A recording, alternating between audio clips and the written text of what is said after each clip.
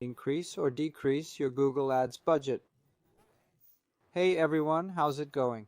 Leonardo Paiva here with another video. In this updated video, I'll show how to adjust your Google Ads campaign budget. I'll demonstrate using the mobile app.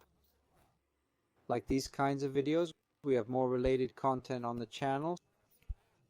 Subscribe, like, and I'll keep making helpful videos. Alright folks, let's get started. I'm opening the Google Ads app now. If you don't have it, download it from your app store. After logging in, tap this icon to choose the campaign to modify.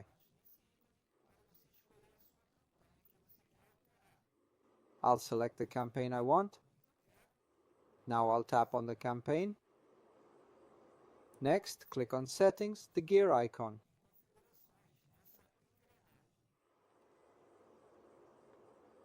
Scroll down and select Average Daily Budget. Mine is set at $R. Tap it to increase or decrease the amount. I'll change it to $R. Now I'll tap Save at the top. There you go, the daily budget is now updated. Did you manage it? Let me know in the comments below. Subscribe for more tutorial videos. That's all for now. Take care everyone. God bless. Thanks.